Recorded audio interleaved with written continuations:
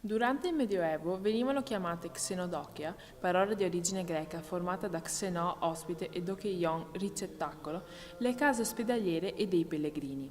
Esse, di solito, dipendevano dai monasteri ed erano costruite lungo le grandi vie di comunicazione dei cristiani, con lo scopo di aiutare i bisognosi, ospitare i pellegrini verso i luoghi santi e quanti lasciavano la loro patria per motivi di lavoro o di devozione, con particolare attenzione ai poveri, gli ammalati e i lebbrosi. È tradizione che lo Xenodocchio di San Giovanni, nella frazione di San Giovanni a Sacile, in provincia di Pordenone, sia stato fondato dal popolo longobardo, di fede cattolica, e che sia stato affidato ai monaci benedettini, i quali si trovavano, molto probabilmente, anche con l'Umberto, fino al XII secolo.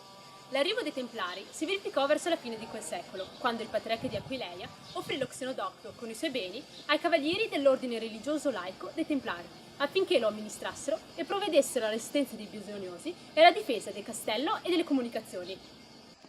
Ma chi erano i cavalieri dell'ordine religioso laico dei Templari? Erano cavalieri che governarono per ben 7 secoli San Giovanni e membri di quegli ordini religiosi laici sorti all'inizio del XI e del XII secolo, con lo scopo di curare gli infermi, difendere i pellegrini e dopo la prima crociata la cristianità latina d'Oriente.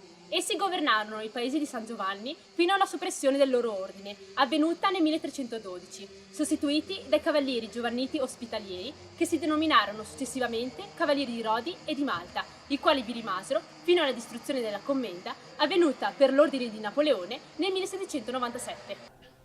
Poco lontano da San Giovanni del Tempio, nel paese di Gais, sorge la chiesa di San Biagio, vescovo e martire, fatta costruire dai Templari. Non sappiamo se avesse anche un convento od ospizio annesso.